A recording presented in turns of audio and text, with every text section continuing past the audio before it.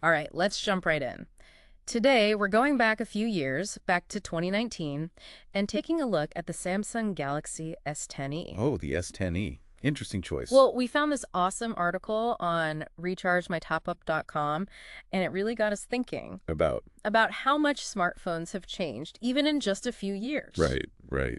And, by digging into the S10e, we can kind of see where we are now, and maybe even where we're headed. Yeah, I like that. A little bit of smartphone history. Exactly. So for anyone who maybe doesn't remember, the S10e, it had this 5.8-inch AMOLED display. AMOLED, huh? Those were pretty hot back then. Still are. The colors on those things, so vibrant. Oh, yeah, the blacks were incredible, too. Deep. Seriously deep. And to power all those pixels, you had the Snapdragon 855. Okay, now that was a pretty serious processor for its time. I mean, think about it. What do you use your phone for most these days? Oh, let me see. Browsing, streaming, a little light gaming. And the S10e could probably handle all that, no problem. It had the RAM, too. 6 gigabytes. Not bad at all. But storage, this is where it gets interesting. You had your 128 or 256 gigabyte options. Standard. But then on top of that, you could pop in a micro SD card. Oh, yeah, I remember those. Expandable storage up to, get this, 1 terabyte. Right. 1 terabyte. It's a lot of cat videos. That is a lot of cat videos or photos.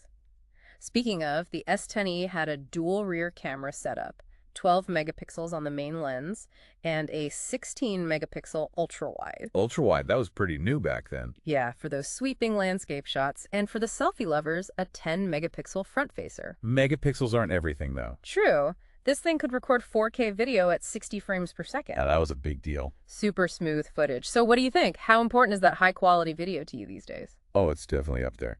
But you know what else matters? What's that? Battery life. How's the S10e hold up in that department? Well, it had a 3100 mAh battery, not bad, and it had fast charging through USB-C. Okay, keeping up with the times. Oh, and it even had wireless charging. Fancy. Pretty fancy for 2019.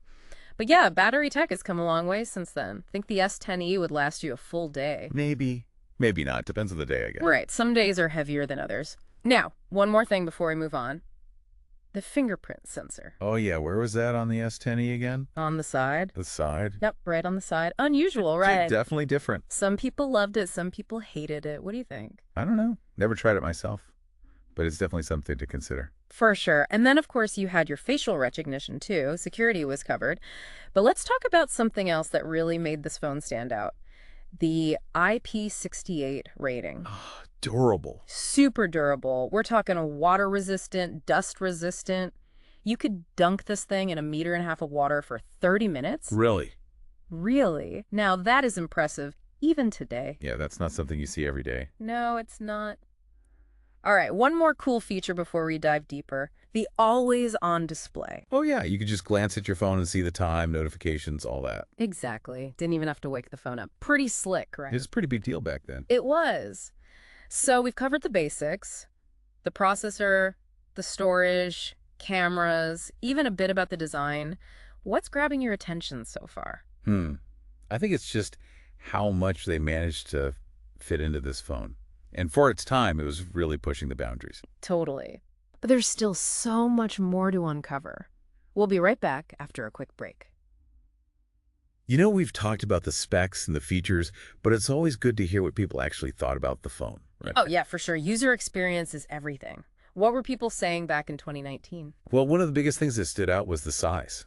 People loved that it was compact. Like, really loved it. Compact. Yeah, you got to remember back then, so many phones were getting huge. Oh, right. The bigger the better, the whole thing. Exactly. So the S10e was like a breath of fresh air. People were raving about being able to use it with one hand, actually fitted in their pockets. It was a big deal. So would you say size is still a major factor for people these days? I think it depends. I mean, some people still want that smaller form factor, but a lot of folks have just gotten used to the giant screens. I guess you get spoiled after a while, all that screen real estate. Totally. But speaking of screens, users were blown away by the S10e's display. The colors, the deep blacks, they said it was like watching a movie on a tiny little cinema screen. That AMOLED tech really was something else, and I bet that always-on display got a lot of love, too. Oh, yeah. People loved being able to just glance at their phone and see what was going on. No need to unlock it or anything. It's funny, right? Something that seems so standard now was pretty innovative back then. Totally. Oh, and you know what else people were impressed by? the performance. Even though it was a few years old, that Snapdragon 855 could still handle pretty much anything. Multitasking, gaming, all of it. Smooth as butter, they said. That's good to know. So it wasn't just a pretty face, it actually had the power to back it up. But surely it wasn't all perfect, right? Every phone has its weaknesses. What were people complaining about? Well, the battery life wasn't anything to write home about. I mean, it was fine, but it wasn't going to last you a full day if you were a heavy user. I guess that's the trade-off, right? Smaller phone, smaller battery. Yeah, pretty much. Yeah. And, battery tech has gotten so much better since then. That's true. I feel like we expect way more from our batteries these days. We do. Our phones are practically glued to our hands now. Oh, and I bet some people weren't too thrilled about that side-mounted fingerprint sensor either. Oh, yeah, that was a bit of a mixed bag. Some people loved it, some hated it. I guess it really just comes down to personal preference. It's like that with any design choice, really. You can't please everyone. True, true.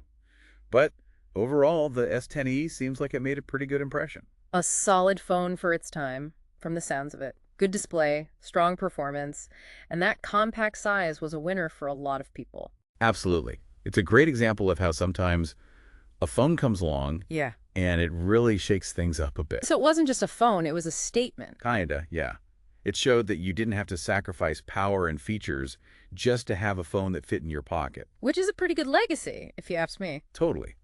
But now I'm thinking, how did this phone actually influence the smartphone world? Did it have a lasting impact?